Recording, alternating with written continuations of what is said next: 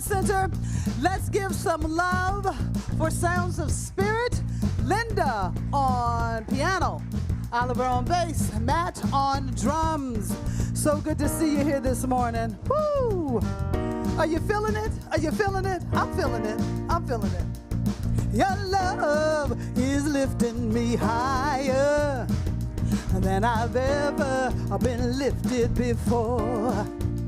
It fills me up, quench my desire, and I'm living in your love forevermore. I said your love is lifting me, keeps on lifting, keeps on lifting me higher and higher. I said your love keeps on lifting, keeps on lifting, lifting me higher and higher. I once was down and broken hearted, you know, disappointment was my closest friend, but then you came and it departed, and now I'm living in the love of God again and again and again. I said your love keeps on lifting, lifting me higher and higher.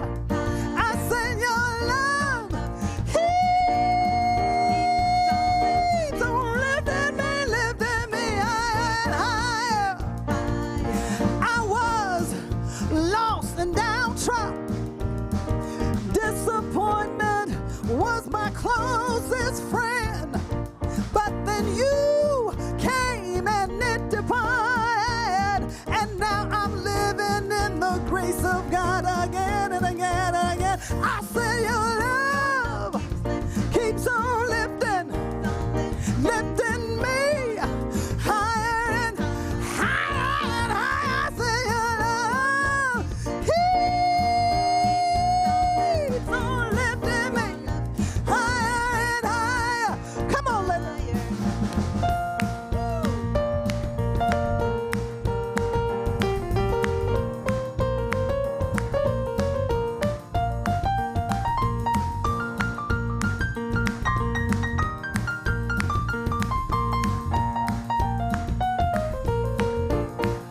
I say your love keeps lifting me, keeps on lifting me.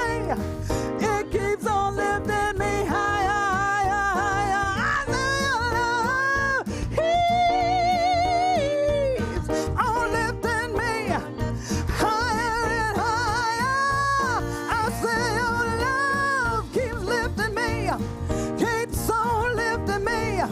Your love keeps lifting me higher and higher and higher and higher. Woo. Good morning, Universal Spirit Center. My name is Gina Walker, and I'm blessed to be your musical director. So blessed to be here. If you have a cell phone with you, if you have a carrier pigeon with you, if you have a notepad with you, make an airplane, send it to somebody. Tell them you at Universal Spirit Center having a great time. Text somebody. For you at home, let's tweet it, let's text it, let's send out some love, let's put some hearts up. Let us know that you're there, because we're here for you. And so with that being said, let us rise as a community and sing our congregational song, Love is Our Decision. The lyrics will be on the screen.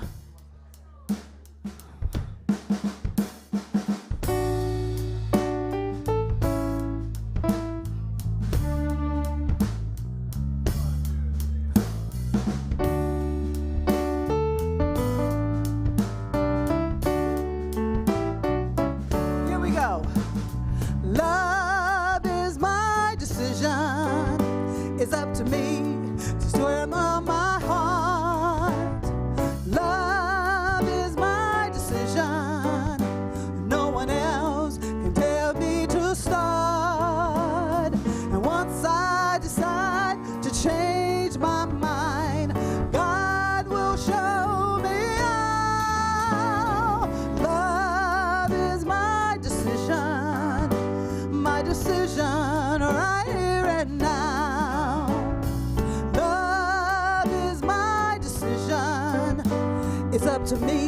to stand on that bridge. Love is my decision. No one else can make me forgive. And once I decide to change my mind, God will show me how. Love is my decision right here and now.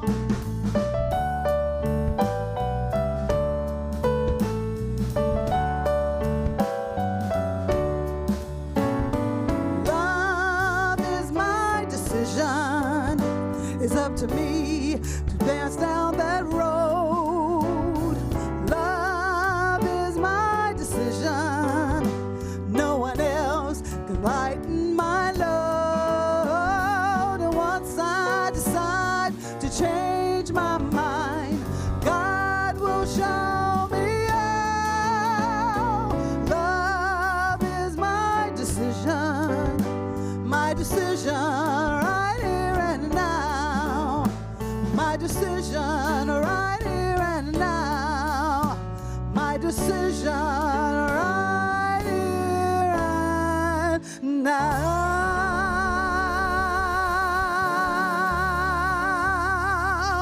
All right. Woo-hoo. Here we are. I got so excited I forgot to put the wireless on. Well, welcome. It's wonderful to be here.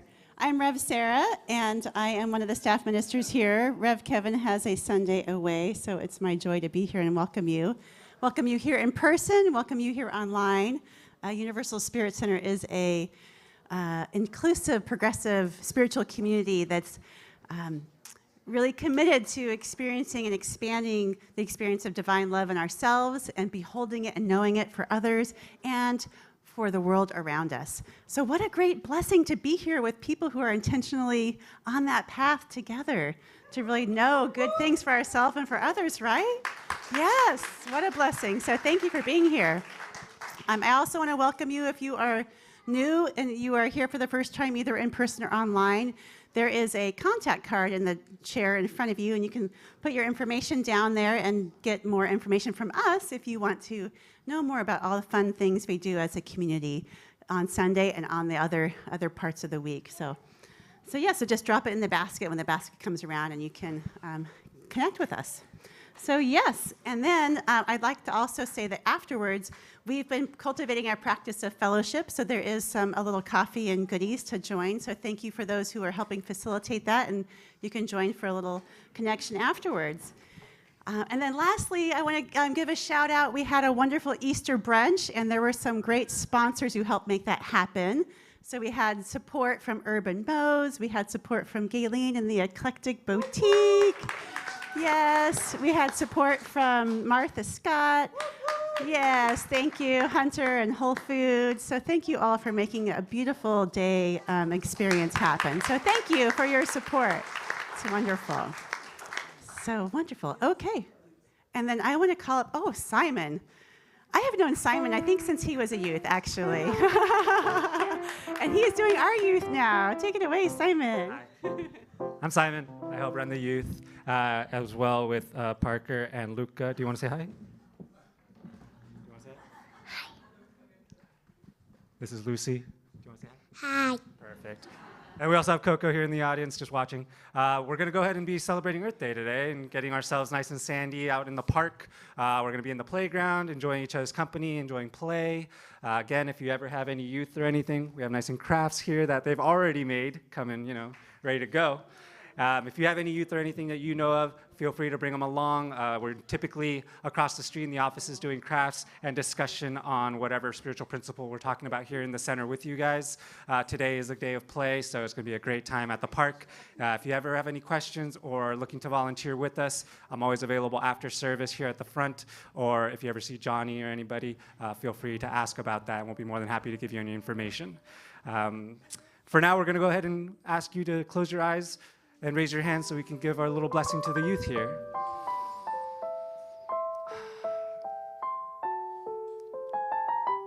I give thanks to everything and everyone in this room. I give thanks to the presence of the youth in ourselves, as well as the presence of the youth physically here next to us.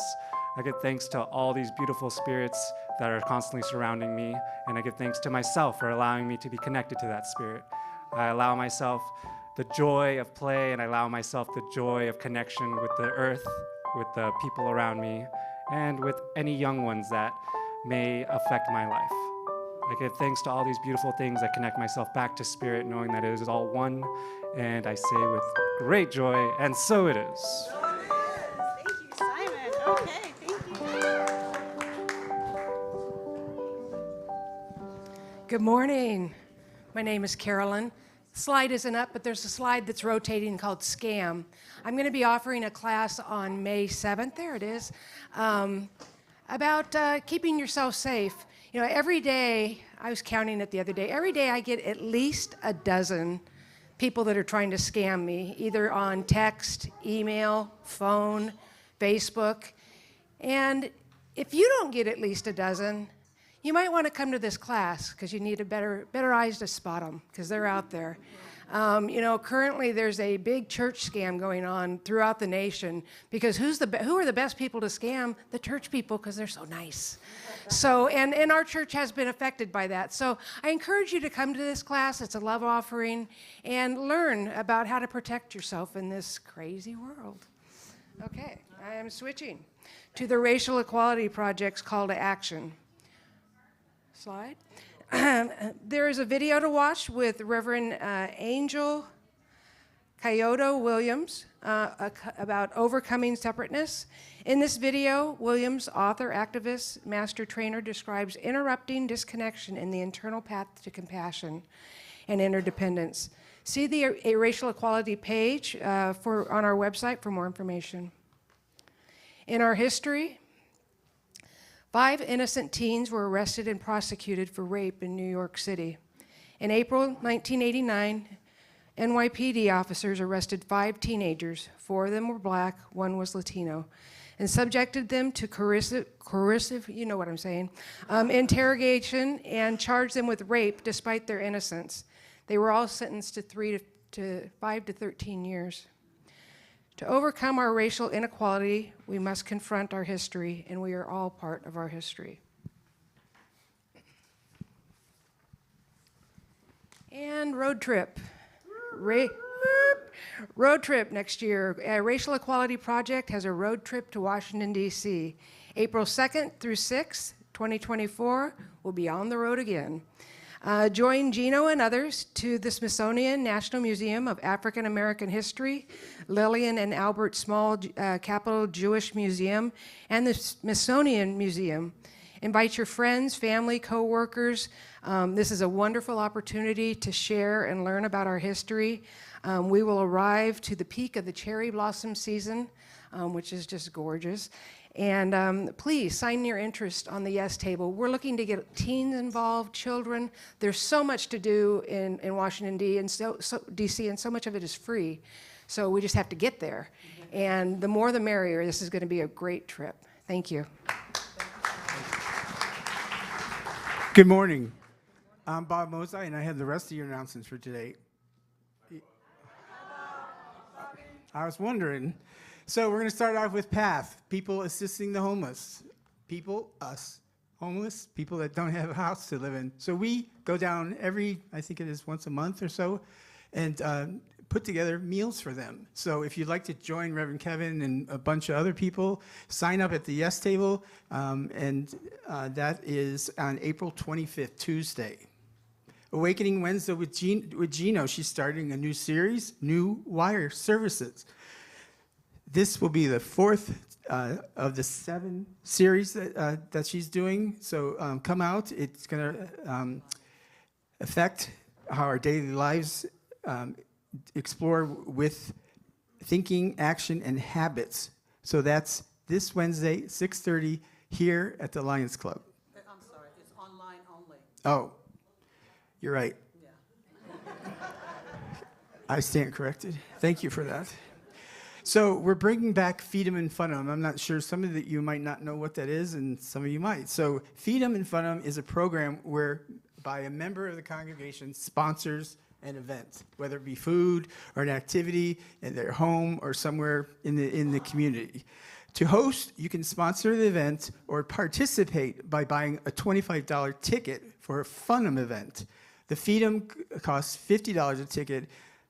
And so for an example, on Saturday, May 6th at 1 o'clock, I am going to hold a Fun'em event across at the offices on how to make the wall hanging flowers that you've seen. So great time for Mother's Day, all you boys out there or girls. And basically, we had a lot of women. I like to see a lot of guys come out and take the class. It'll only take 2 hours. Like I said, it's $25. It's easy, and I'm there to help. And that's, again, May 6th at 1 o'clock. So I want you to ponder something for me. When you go into the bathroom, you're an American. When you leave the bathroom, you're an American. What are you when you're in the bathroom? You're European.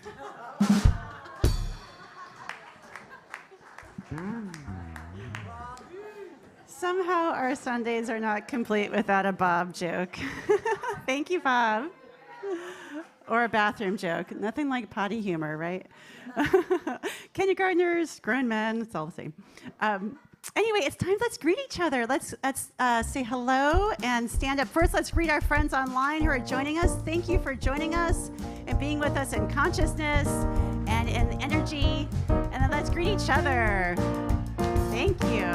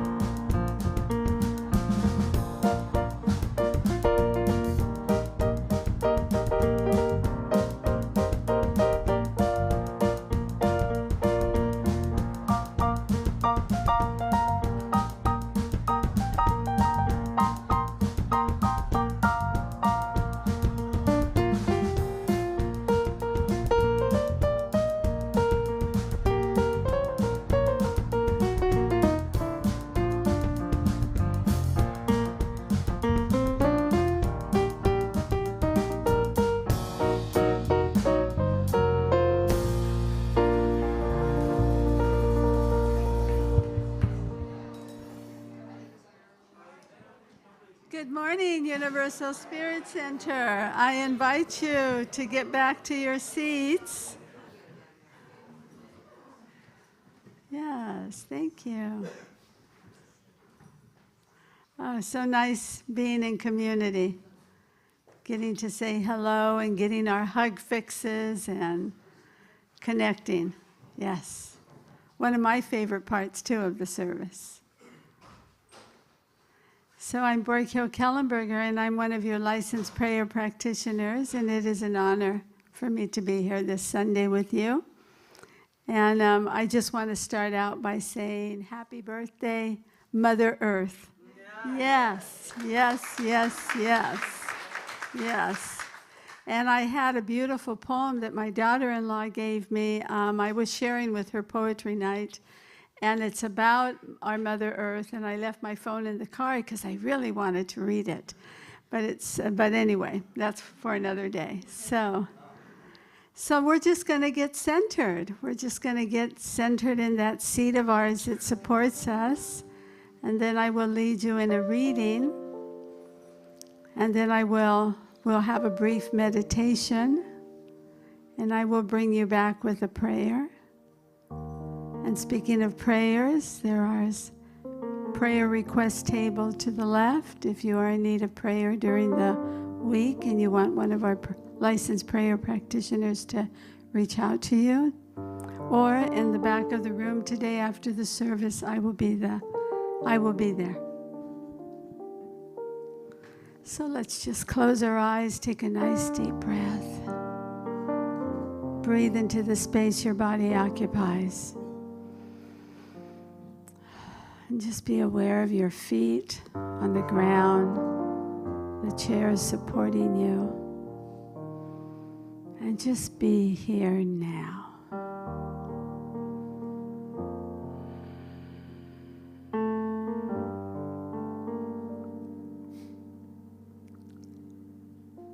And our reading this morning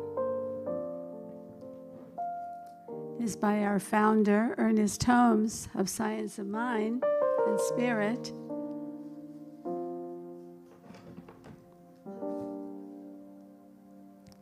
The greatest gift life could have made to you is yourself. You are a spontaneous, a self-choosing center in life. In the great drama of being, you are the great joy of becoming, the certainty of eternal expansion.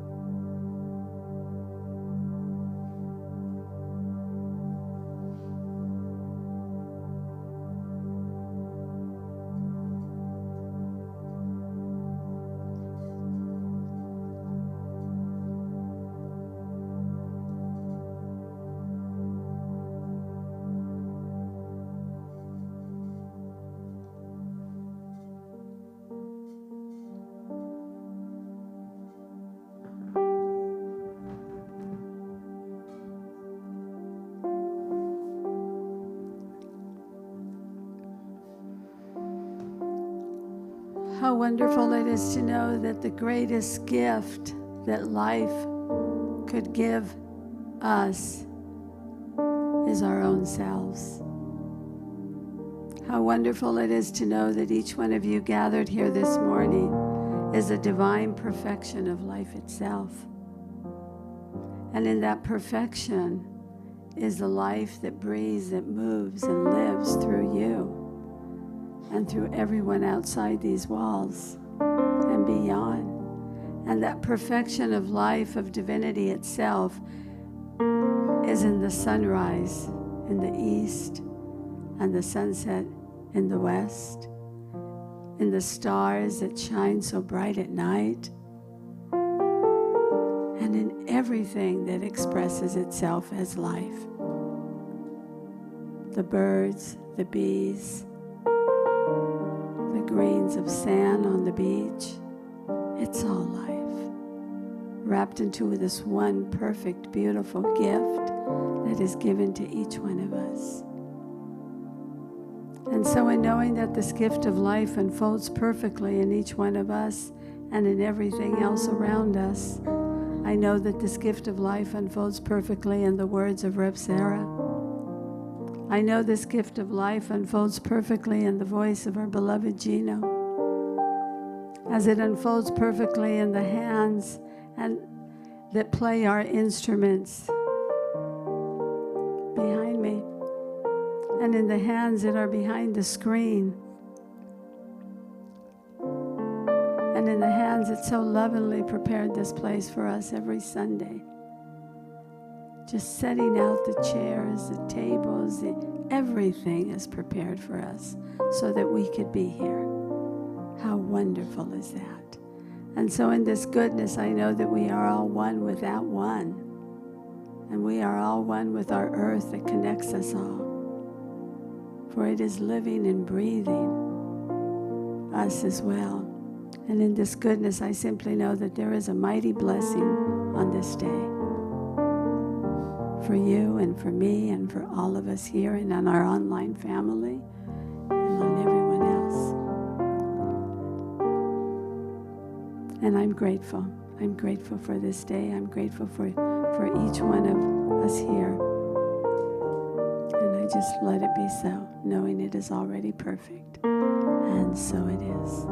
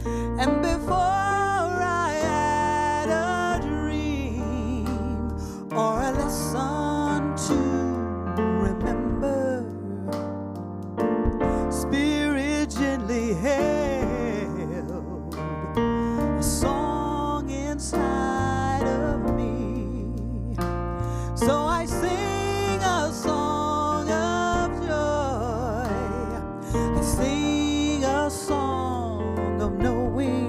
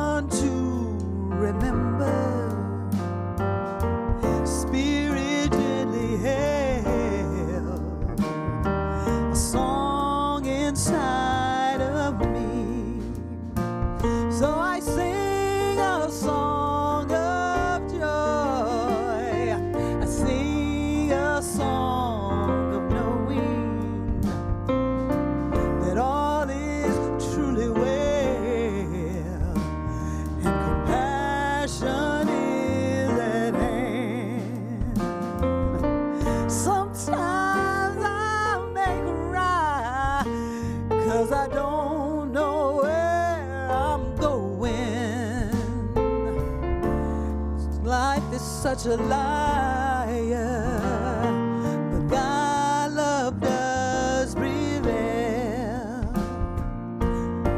When there was no time, and before there was a number, Spirit gently held a song inside of me. And before I had a dream or a lesson to remember, Spirit gently held a song inside of me.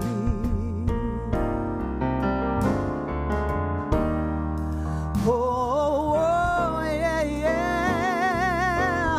There's a song inside of me. Oh, yeah, yeah. There's a song inside of you, you. Oh, I know. There's a song inside of me. Oh, I know. There's a song inside of you. Ah, yeah.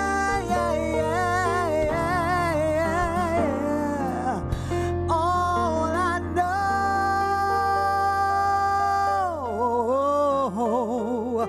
is that there's a song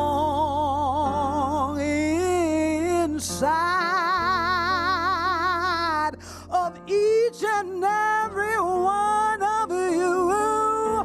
There's a song in you.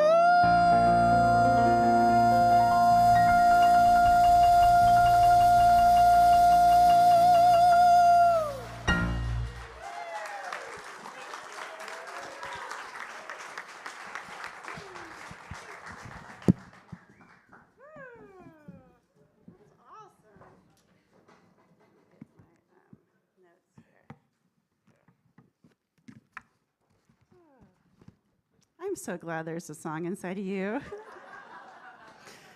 I'm so grateful, just so grateful to be here. So thank you, Gino. And thank you, and hello, beloved community. I'm just so happy to be here and be in this community.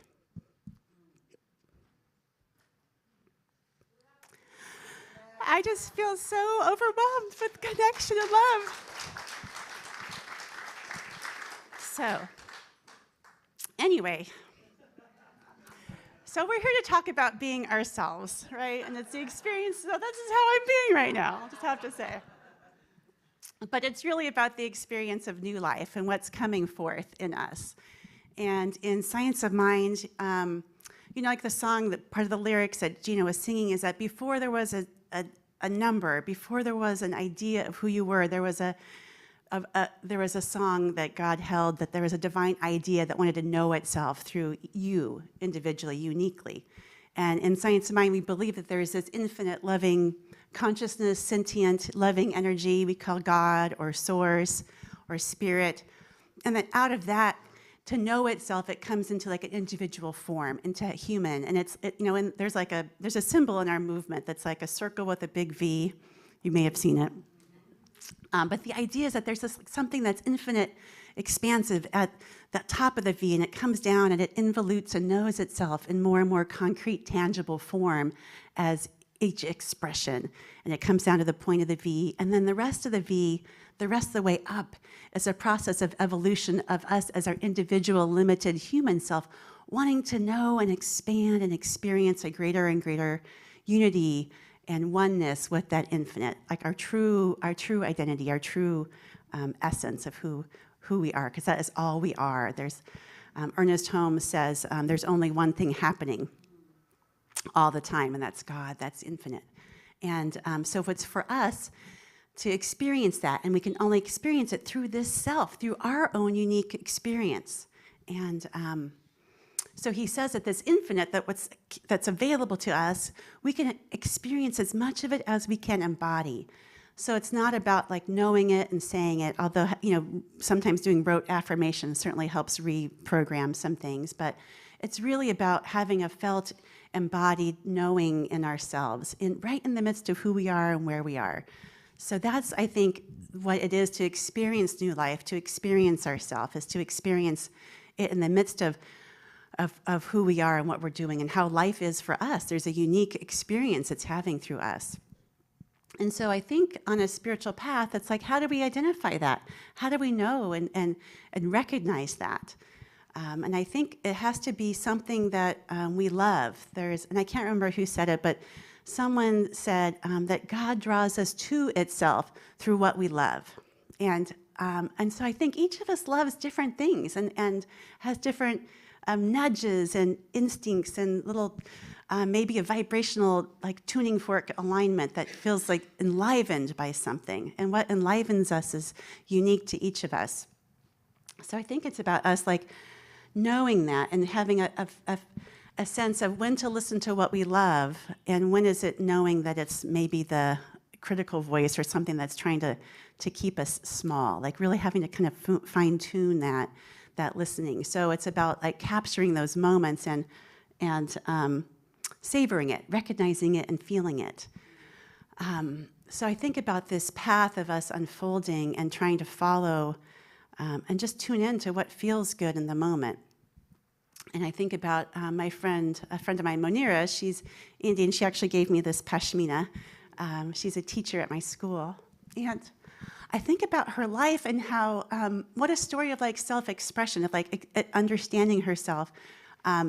She grew up in a context, she grew up in India, in Calcutta. She grew up in a Muslim family in a small, like they're the minority in Calcutta. And so she grew up in a situation, in a context that was poverty and disenfranchisement and limitedness. And in fact, her whole context and experience was that women were there just to be married through arranged marriages starting about age 12.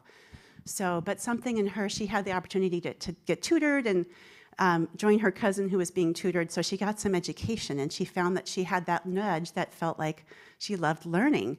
And so she kept following that nudge and kept wanting to learn, regardless of where it turned, how it turned out. And so when her dad they had arranged a marriage for her when she was 12, and she fought back and argued and pleaded, and because she was literate and her dad was not, he relented and said okay, because she could help him with his business. But the marriage offers continued, the arrangements continued through the next few years, and she kept fighting it until, I think at one point, like when they stopped telling her and they were going to try to spring it on her, but she got word of it. So she and her cousin like hatched this plot and literally ran away across the country with no understanding of where they were going. But it was just this nudge that kept wanting her to learn and love learning. And so through a long and windy path, she's now here and she's teaching. And she's teaching and bringing that idea of learning to students who also come from a life that's impacted by poverty and impacted by disenfranchisement and disempowerment. And she's helping them be something more than they could imagine, because she grew up into a situation that she became something more than she could have imagined. And so it was a journey of expressing and evolving in herself that started with just paying attention to what she loved, learning what enlivened her, which was learning and reading and pursuing education. So I think about that, like what draws us towards it also draws us away from what's not healthy for us. It also draws us away from what may be limiting us or numbing us or harming us. And I think that's the difference between letting something draw us forward that we love versus like something that we love that's like an addiction that we're using to like, we're loving it too much, like we're loving food or alcohol or sex or whatever is a little too much. So it's like what's actually helping us feel our whole authentic self, and that draws us towards a more enlivened experience of the divine idea that we're here to be. I was talking to another friend the other day, and we were regaling stories of our past growing up in the 70s and 80s, and he ended up in a path that was growing marijuana and selling it and kind of gotten deep into that, and that wasn't a healthy path for him, and he's nowhere near that now. And I was like, what happened? How did you get out of that path? And he's like, I love cycling, and I started bicycling more, and then I started doing competitive races. And that love of cycling, he realized like the marijuana and being high all the time actually affected his ability to ride a bicycle. So, that's a good thing, in that way, again, following something that was a love, that enlivened him, helped him move on a path that was right for him and following that path. So I think it's about trying to pay attention to those glimmers and urges and moments that help us feel enlivened, and paying attention and feeding that and savoring that. So I want this to be an interactive experience this morning, so I'm going to ask you to do something. I'm going to ask you to think about a time or something that helps you feel enlivened, what helps you feel alive. And it may be vocational, it may be something that you do that's of service, or that you do in the world, or it could be just something that you love, whether it's dancing or creating or reading, or maybe you love numbers and you love a really well-balanced spreadsheet. I mean, what helps you feel alive? So I'm going to ask you just briefly, for a few seconds, I want you to turn to your neighbor and let them know what brings you alive, what makes you feel loved. So go ahead and do that.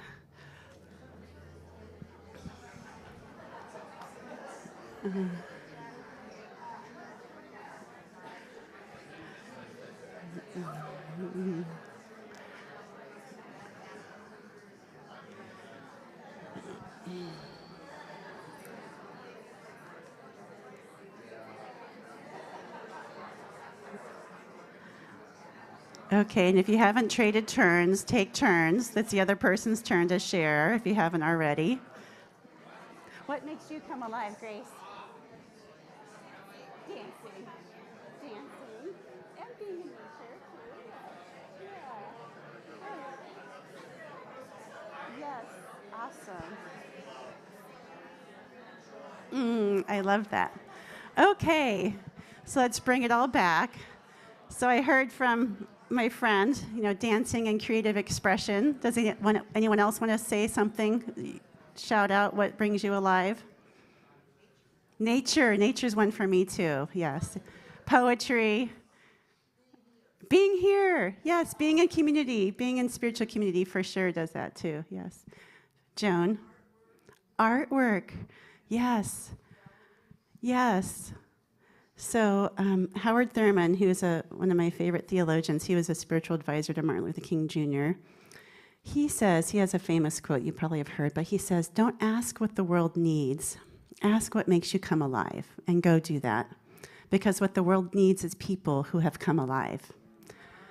Because when you're in that space, right, you're not only inviting it for yourself, you're inviting it for others. And you're creating that space for more of that to grow and thrive. So the other part I think about us in this path of evolution and of transforming and growing more into our capital S self is it has to include vulnerability and wholeness. So it has to include all of us because, again, we come from oneness. We come from this wholeness that was before we ever had a lesson to learn or a lesson to remember. We came from something that was whole. So when we have that part of ourselves that maybe it's a body part, maybe it's a personality, maybe it's a mistake, that we try to separate from ourselves and say, we just want to accept this part. This is our whole self, but this is not. That the very act of separation and judgment cuts us off from our wholeness. It cuts us off from being our capital S self, because there is only one thing ever happening. And so sometimes when we do that, it's painful, and that leads us to feel hurt or feel harmed and then inflict hurt and harm on others. It leads us to addiction or unhealthy relationships. So it really has to include a vulnerability and a willingness to accept all of us. And what's cool about that and what's interesting is that when you think about where you come from, it is wholeness. And so the minute you can spot and identify what habits or what patterns or unhealthy things that you're engaging in, you're acting from a place of consciousness that can see it. You're no longer it. So you're inhabiting a space of wholeness just in the very act of noticing and accepting and creating space for all that you are and all the mistakes you may have made or things that have happened to you. So I think vulnerability and wholeness allows us to move through into a greater experience of truth. And sometimes it's painful when we think about our journey in life. There are things that happen that are difficult and that are painful or suffering, but the more that we can stand in that place and have space for it and know and trust that there's something moving through that for our greater good, that there's a greater expansion of and a greater experience, a greater healing coming through that, the greater we can step into that.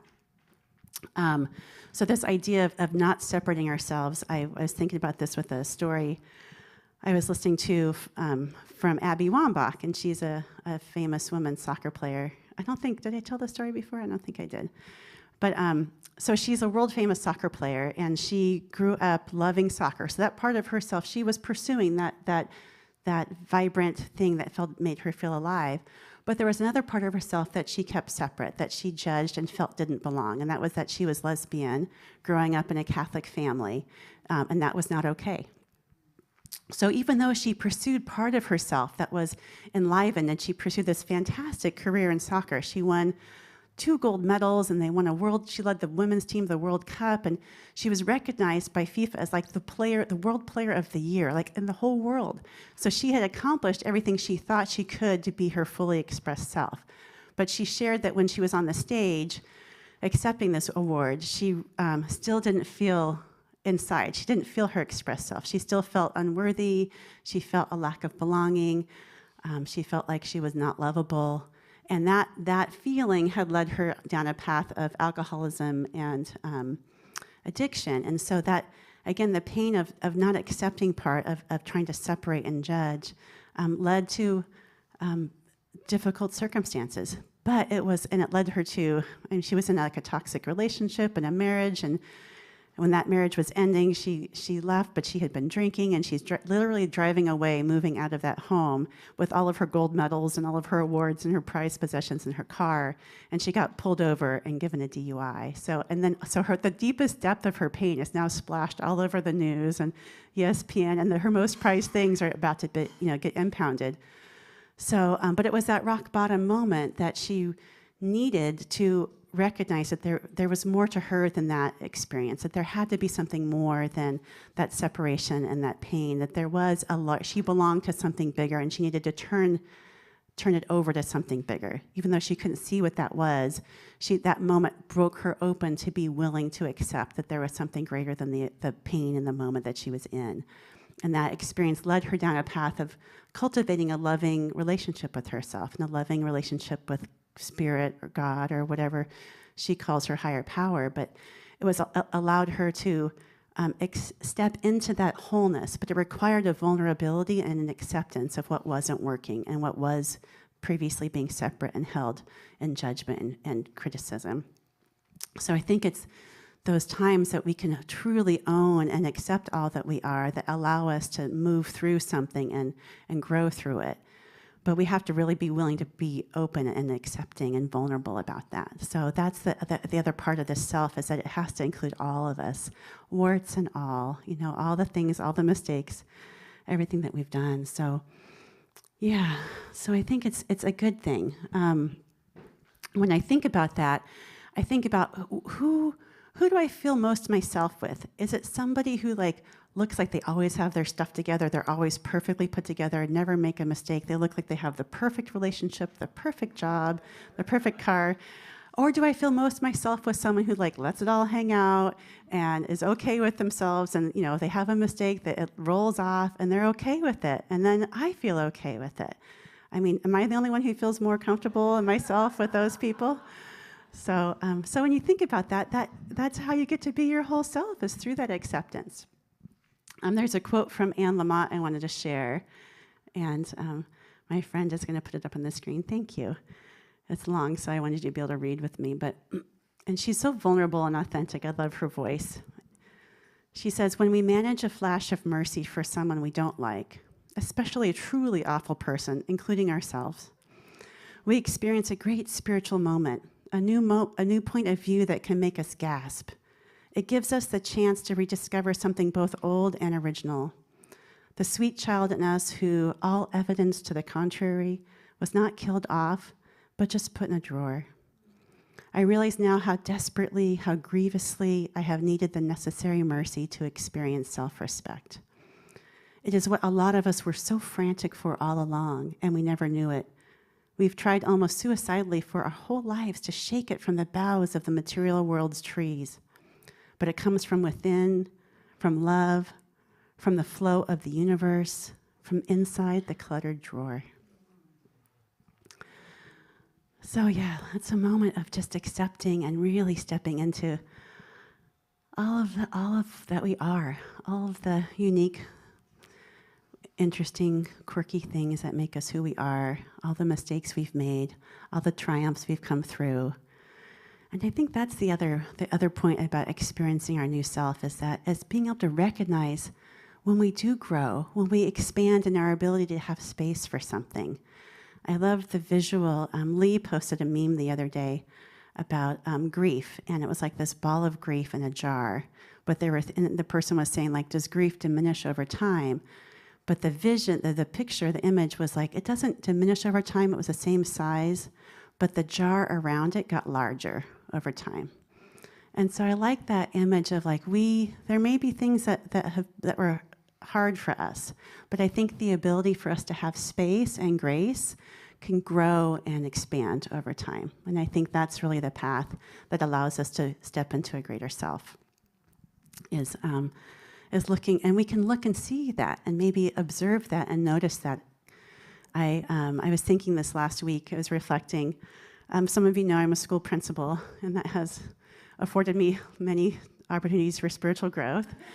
And and over the years, I know it's hard to believe, but there are some parents who really don't like what I've said or done, and can be very angry at me. And same with some staff members. And actually, like a couple weekends ago, this one family member was so angry. She left these scathing, ranting voicemails and emails, not only to me, but my boss, to our superintendent. And in the past, like that sort of thing would just grip me, and it would be so uncomfortable to have someone so angry with me, and I just couldn't hardly stand it. And I'd have to rehearse what I was going to say, and I'd be defensive, and it was really difficult. But I could see over time, like this happened now, and I thought, it's still uncomfortable. I still, I like people to love me and be happy with me. But I could see over time that I have some space for that. Like I have some space for me, how hard it is to say a truth that may be hard to hear. I can have space for them, that they're entitled to feel angry and have their reaction. And I can trust that there's something bigger happening. I can start to trust that there's a good intention that's coming from me, and that there's something good that they want for themselves. So I can see, like, over time things grow and evolve. I can see that there is some growth along that other part of the V, that path towards a greater experience of oneness. So what I want to do for us to do now is, we'll finish with a little experience. I want you to think about how have you grown in your experience over time. So I'm going to have us take a moment and close your eyes. And just settle into a place that's first call forth, what does it feel like when you do feel enlivened, when you do feel your most yourself? How do you feel with whatever vibrancy or belonging or well-being, whatever it is, whether it's something you love to do or the work you do, or the places maybe in nature that you are, or maybe it's in moments of meditation. Just allow that sense to fill up your body as a sense, as a feeling integrated in your whole body. Now I want you to think over time and maybe think about a time that you've, in the past, maybe 5 or 10 years ago, or something that was difficult, or something that was hard, or maybe something that was unhealthy. Maybe it was a relationship, Or maybe it was a truth that you wanted to speak that you weren't able to speak as well. Or maybe it was caught up in a pattern of unworthiness or unlovability. And now think about where you are now. Ensconced and wrapped, enveloped in this sense of belonging, this sense of your highest self. Maybe see how you've grown, how you've evolved into a greater sense of yourself. Maybe you're able to do something with more clarity, or maybe you're able to speak a truth that you weren't able to speak before. Or maybe you're able to recognize an unhealthy relationship pattern that you've been able to release. And so just in that place, let's just take a deep breath of gratitude. Feel grateful for where you are right now. And then imagine where you will be in 10 years. How much further and more expansive will your experience of yourself be? How much more grace or space will you be able to hold for yourself? And as you hold it for yourself, you hold it for others. You truly create transformation around you by just expanding the space and grace you have. Expand and transform the relationships in your family, in your workplace, in your neighborhood. Let's just breathe into that vision we have of a place where all selves, all unique expressions are given space and grace and belonging. And so I give thanks to know this together. I give thanks for the power of community that can consciously amplify this experience. I say yes. I surrender it. And so it is.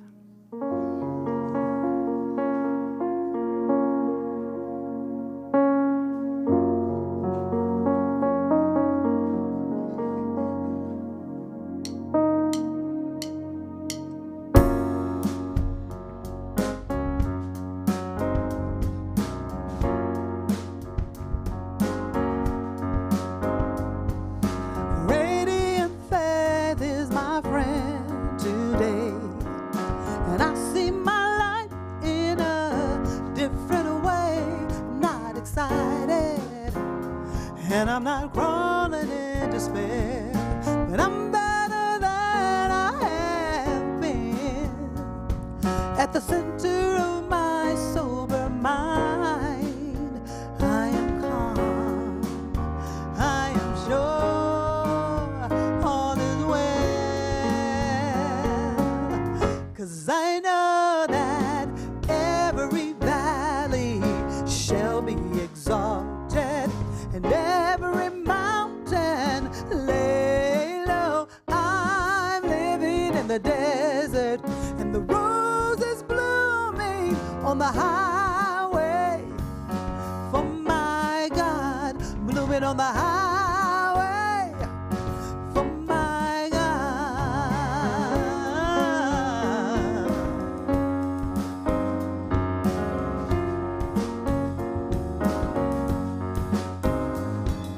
Years on the road, so narrow and long, taught me to listen to life's sacred song.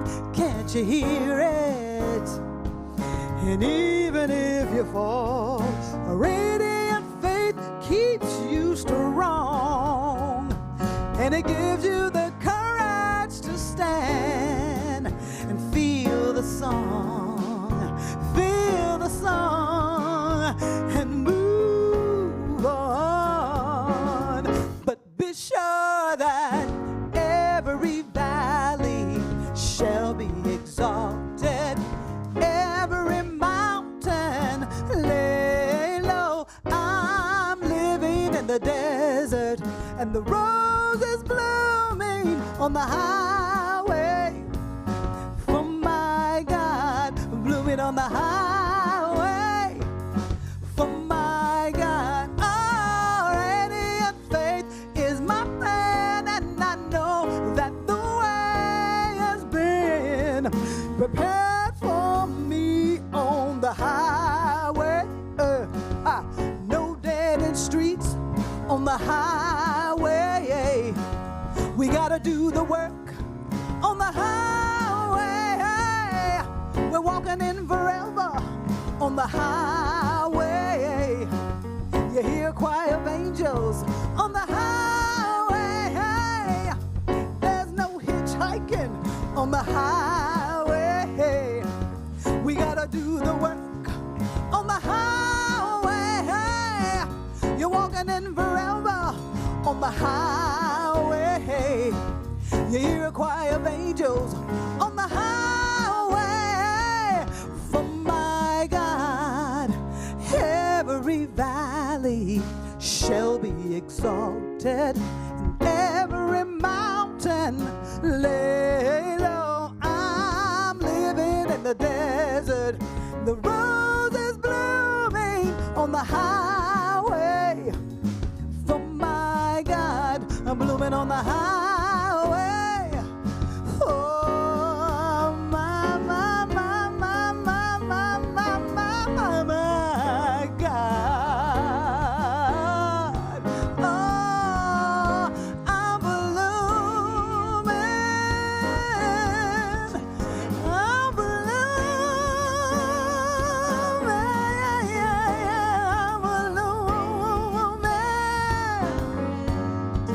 for my God,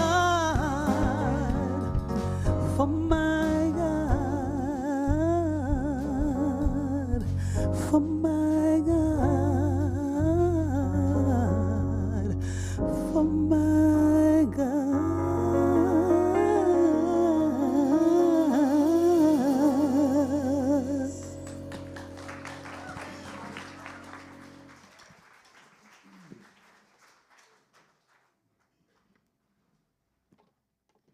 Well, good morning. Before I say anything, I think we need to give a hand of applause to Reverend Sarah here.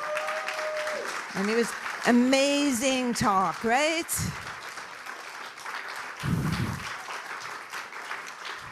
Perfect for spring, perfect for Earth Day, perfect for every day. So I am Annette Reidenauer, and I'm your treasurer. And I'm here this morning to, first of all, thank you for your gifts. Thank you for everything you do to keep Universal Spirit Center churning and being healthy year after year for the past 22 years.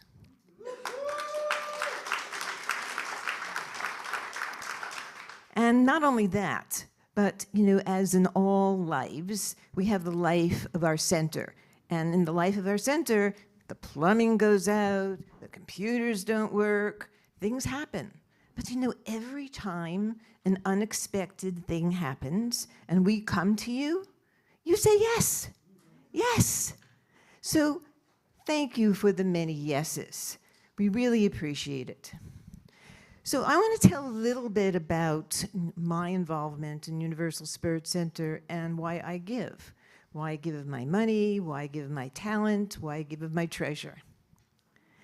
So I have been on a spiritual path for my whole adult life.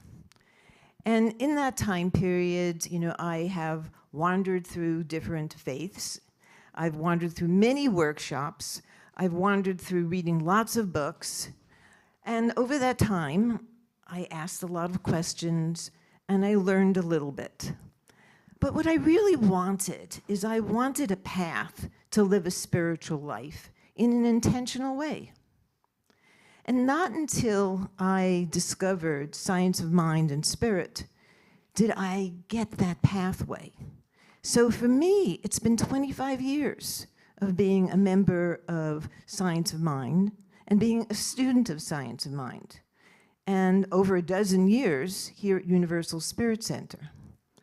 And what I've learned is that it's all easier in community, that The Spirit has love, more joy, and more possibilities of growth. So I'm so happy and fortunate and thankful for Universal Spirit Center for giving me this continuous, intentional spiritual growth that I can apply every day in my business, in my family, and most of all, to myself.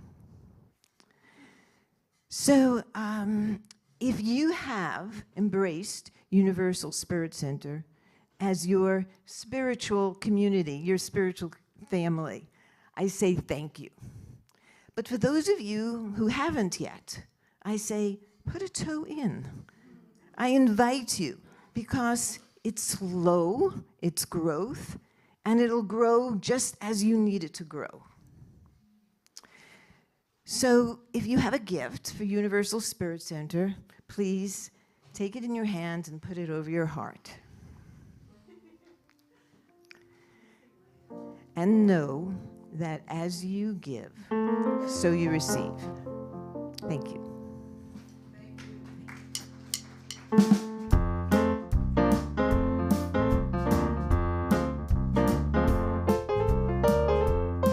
For you at home, sing along. Hit the QR code. You can put that back up, Jeff. Hit the QR code so that you can share this divine loving space of giving and circulation. Let us all sing. I am blessed. I am blessed. Every day of my life, I am blessed, blessed, blessed, blessed, blessed. When I wake up in the morning or lay my head to rest, I am blessed. I am blessed. Come on. I am blessed. I am blessed.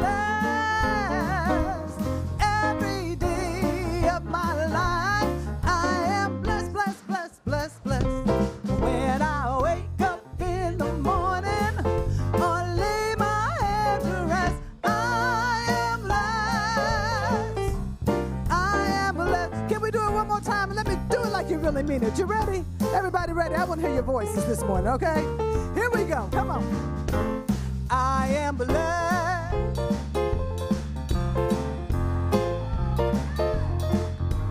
Day of my life, blessed, blessed by the best. Wake up in the morning or lay my head to rest. I am blessed. I am blessed. Yes. Woo woo. Thank you. I think that's it, right? Well, let's go ahead and we'll do a benediction. Let's just know a mighty blessing on our week and our time together, knowing that we go forth and more with more and more grace and space for ourselves and for each other, that we stand for and create and facilitate the possibility for that for all those around us. So we create and expand into a world that works for everyone. I say thank you. I say yes for this. And so it is. Love is our decision. Let's sing it out, y'all. Love is my decision. It's up to me to stand on my heart. Love is my decision. No one else can tear me apart. So once I decide to change my mind, God will show me how. Love is my decision right here and now. Love is my decision. It's up to me to stand on that bridge.